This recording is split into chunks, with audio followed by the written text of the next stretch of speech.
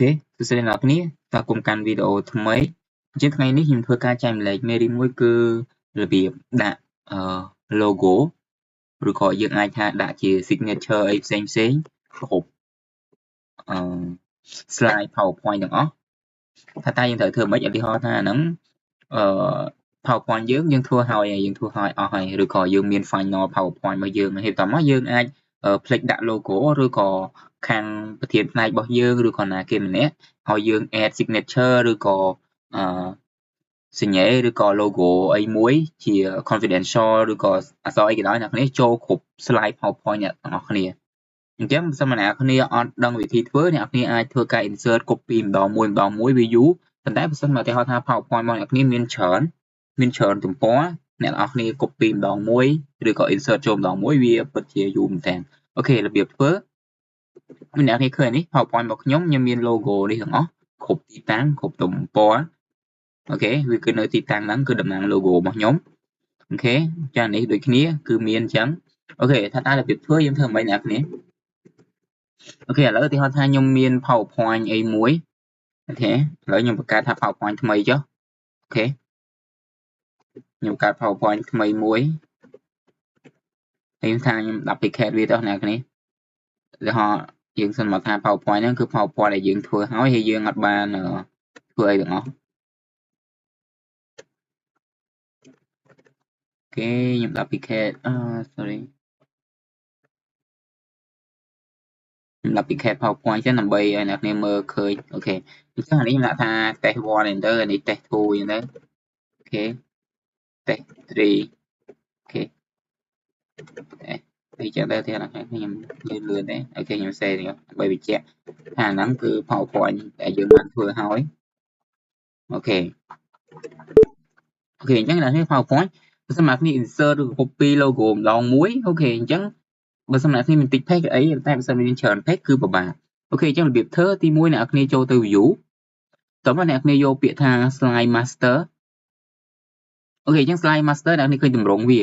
ចានេះខ្ញុំអត់ detail ច្រើនទេអ្នកគ្នាគ្រាន់តែឈរលើអានេះអ្នកគ្នាតែនេះវាដាក់ click to edit master title slide អ្នកគ្នាត្រូវឈរលើអា slide ដែលវាចេញមកទី1ហ្នឹងតោះមកអ្នកគ្នាយកចូលទៅ insert logo ឬក៏ signature របស់អ្នកនរគ្នាមកនេះឥឡូវទៅ insert logo របស់ខ្ញុំ insert អូខេអញ្ចឹងទីតាំងអ្នកគ្នាចង់បានវាដាក់ទីតាំងណាអ្នកគ្នាគ្រាន់សេរីទៅទីតាំងនោះទៅគឺបានហើយលើទៅខ្ញុំចង់បានមកទីតាំងនេះដែរចុះអូខេខ្ញុំដាក់វារៀងទូចបន្តិចនៅខាងនេះអូខេអញ្ចឹងពេលអ្នកគ្នាធ្វើប៉ុណ្្នឹងហើយអូខេអញ្ចឹងជាក់ស្ដែង logo អ្នកគ្នាក៏អាចធ្វើការដូរពណ៌ដូរអីដែរទៅតាមសមត្ថភាពចង់បានថាវាអត់សូវច្បាស់អត់អីទេអ្នកគ្នាធ្វើការដូរឲ្យបានទៅតាមហ្នឹងអូខេអញ្ចឹងបន្ទាប់ពីអ្នកគ្នាធ្វើប៉ុណ្្នឹងហើយអ្នកគ្នាចូលទៅ view វិញរួចអ្នកគ្នាsorry ដោះវាសិនអ្នកគ្នាចូលលើ slide master អីដែរមកតបអ្នកគ្នា close style close master view ចុចលើវាទៅអ្នកឃើញទេ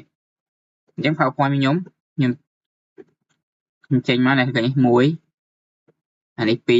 3អ្នកឃើញអញ្ចឹង logo គឺវានៅដែរទេហើយបើសិនមកមានករណីមួយទៀតអ្នកគ្នាវាអាចកាត់ឡើងបើសិនមកអ្នកគ្នា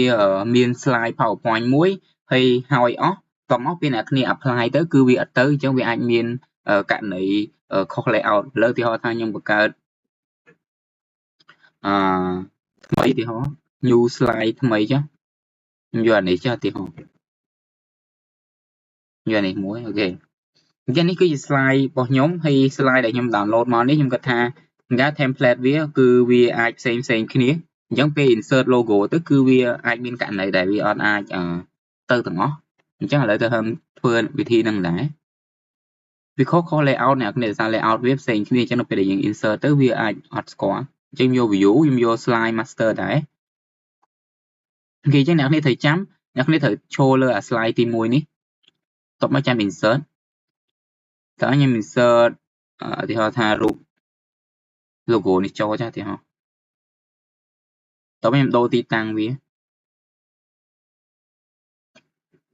អូខេខ្ញុំដូរទីតាំងវាដាក់នេះអូខេខ្ញុំដូរប៉ុណ្ណឹងហើយនេះឃើញជាងការខ្លះវាអាចអត់មានទេនេះដោយសារតែមាន template ខ្លះគឺវាអត់ដូចគ្នា វាដូចគ្នាអញ្ចឹងអ្នកគ្នាអាចធ្វើការ insert នៅកន្លែងហ្នឹងក៏បានឬក៏ចូលទៅមើល slide ណាដែលយើងអត់មាន edit ក៏បានដែរប៉ុន្តែយើងទៅ slide ដែលយើងអត់មានហ្មងទៅអូខេខ្ញុំ close មកអូខេឃើញទេអញ្ចឹងអា slide ទី1ទី2នេះវាទៅអត់មានវិញនេះប៉ុន្តែអាផ្សេងនេះវាមានអញ្ចឹងវាអត់មកទាំងអស់ហើយអញ្ចឹងអាហ្នឹងអ្នកគ្នាដើម្បីលឿនអ្នកគ្នាដូរ template វាឲ្យត្រូវទៅឥឡូវខ្ញុំចង់ដូរសរុបហ្មងខ្ញុំគាត់ select លើអានេះទៅpuisខ្ញុំយក template នេះកន្លែងនេះ layout អ្នកគ្នាអញ្ចឹង layout អ្នកគ្នា select លើ layout ណាមួយអ្នកគ្នាចង់បានមកឧទាហរណ៍ខ្ញុំចង់យកអានេះអញ្ចឹងវាមកហើយណាឃើញទេអូខេអញ្ចឹងគឺវាមកហើយអ្នកគ្នាគាត់សួរការ select all ទៅហើយដូរ layout វាទៅគឺអា logo ដែលយើងមានហ្នឹងគឺវាមកហើយអូខេអរគុណអ្នកគ្នាអញ្ចឹងមេរៀនថ្ងៃនេះគឺមានតែប៉ុណ្្នឹងទេសម្រាប់គ្នាមានជាចម្ងល់អីអាច comment នៅក្នុងវីដេអូខាងក្រោមបានបាយបាយជួបគ្នាមេរៀនបន្ត